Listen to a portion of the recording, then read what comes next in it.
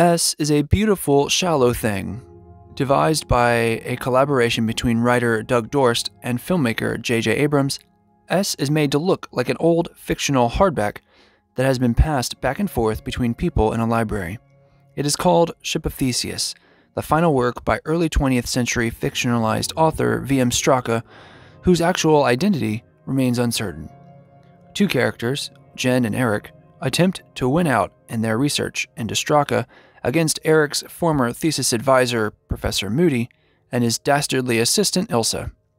By writing annotations all along the margins of Straka's novel, what remains is a beautiful art piece of a book, one that reminds us of the intimacy of the analog world and of the power of communication.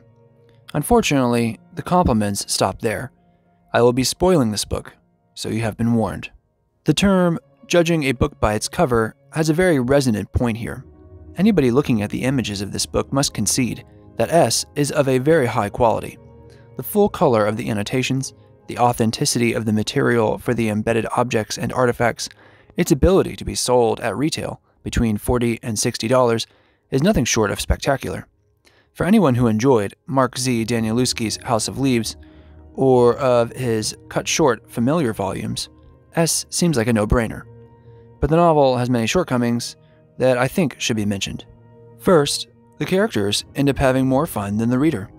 As they research together into the book and its author, the story manages to raise the stakes in a way that no graduate research perhaps has ever done. Few, if any, researchers have come to blows physically over the account of their findings, quite like Eric and Moody do.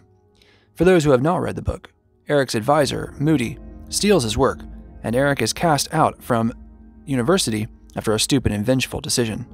Both in turn are competing to publish their work on Straka first, and Jen enlists herself as a research assistant for Eric.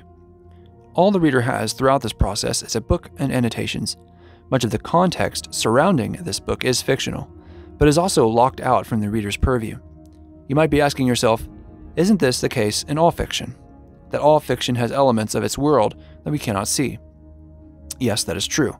But I would argue here that the difference with S is that S's revelations say little in the same way as the typical reading process of fiction. To take an example, in Tolstoy's War and Peace, as comprehensive as the work is, we do not know for certain why Maria Bolkonskaya clings to duty in the church and her estate, even as her family and livelihood is wrenched apart. But we can make inferences as to why, and this leads to greater understanding of the human condition, one of the greatest aspects of Tolstoy's writing. With S, as massive an undertaking as it seems to be, a 400-plus page novel with annotations and embedded objects, it is actually a shallow experience. At most, the inferences one might have about the text are either totally revealed or are so opaque that the answers are irrelevant. The core of the S experience concerns three love stories. The Ship of Theseus book features characters S and Sola.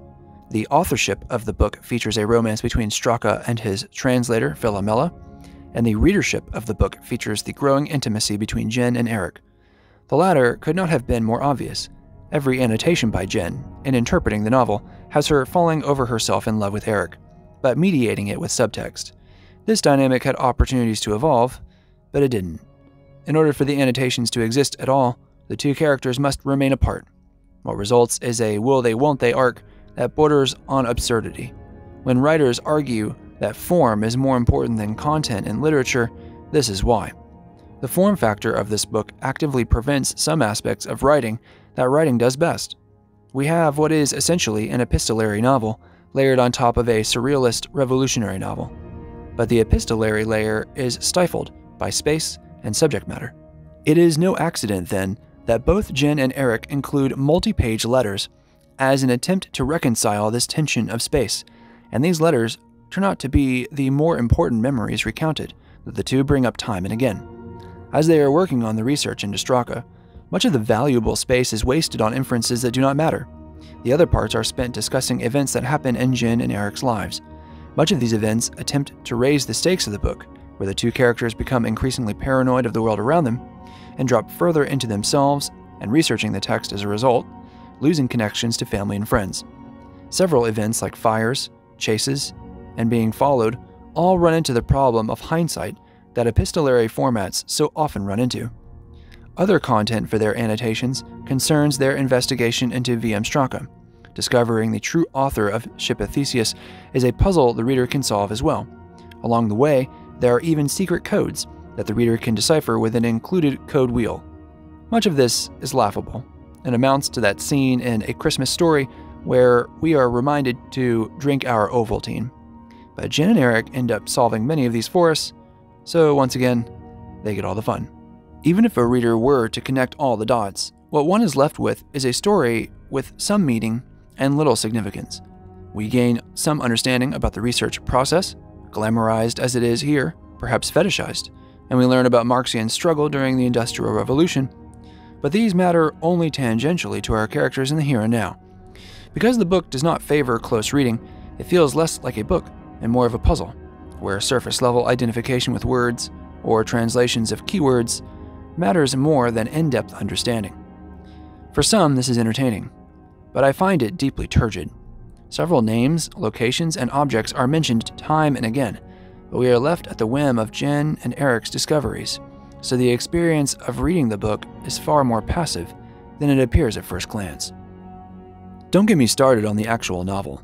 For the first couple of chapters, I paid close attention to Ship of Theseus. After all, this looked to be the core experience that everything was based on. It's the primary text of Straka, its author, and as such, it is the only level ground between us and Jen and Eric. The truth is, however, that it is the annotations that are the core experience, while Ship of Theseus is extraneous flavor. You might be wondering how that is possible, so I'll explain. Jen and Eric need space and topics to make their annotations, which can only occur in the margins. As such, there needs to be a lot of margins. So we have a chapter book about a man with amnesia called S who gets caught up in a revolutionary cause. Strangely, not all of the annotations between Jen and Eric reference the novel in its entirety, nor does the book offer a dense style that has to be interpreted and unpacked, like Ulysses or Gravity's Rainbow. Instead, small phrases are underlined and used as jumping-off points for Jen and Eric's personal life, or their conflict with Moody, or their jumping-off camera investigation of Straka. At most, the book is a metaphorization of some of the previously mentioned dynamics in an even more abstracted and storied form. By the third chapter, I realized that one could skip Ship of Theseus almost entirely and not miss much. Just think about that for a minute. The actual text of the novel is extraneous to the core story. Many of the romantic repetitions occur in each layer, so the love story remains. Each character is focused on identity due to S's amnesia, identity due to the passing of a book with annotations between two people who do not really know each other, and the identity of the book's reclusive author and translator. So even in theme, the work of S is riddled with redundancies. Even if one were to read Ship of Theseus, the quality of the work is quite poor. The form of the book as material means that sections of each chapter are focused on providing space, not telling a story. This is most obvious when, after reading a paragraph, the next paragraph may be loaded with unnecessary musings, boring psychology, petty philosophizing, or lengthy scene descriptions. It is all designed to be stretched in a way that destroys the book's pacing, and it makes it almost unreadable to me. As a result, Ship of Theseus feels very false as the premise for a published work.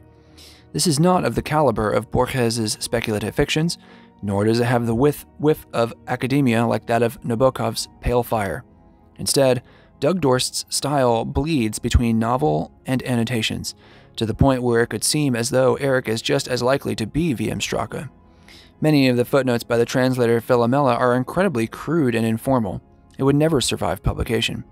Considering this is supposedly Straka's final novel, I shudder to imagine the quality of some of his earlier works. If I were in charge of this project, careful attention would have been paid to ensure the core experience was implicitly a high-quality one. Only then would annotations arrive in well-chosen ways that might invite interesting questions on how readers interpret differently, an idea which hardly ever comes up in the work. Top to bottom, S is a beguiling carnival, with flashing lights and no prize at the end. It is a story with little to say beyond the flimsy structure and pristine edifice. The style of the book visualizes what goes on in our heads when we confront a good book. Our minds are already invisibly annotating, interpreting, and investigating. S could have made profound statements about the limitations of these tasks, But it is not. It is a missed opportunity, a beautiful blunder, and as such, I can only recommend the book to young adults who want to piggyback onto an experience of close reading rather than close reading itself. Perhaps it is a book meant for looking at rather than one to be read at all. Thanks for watching.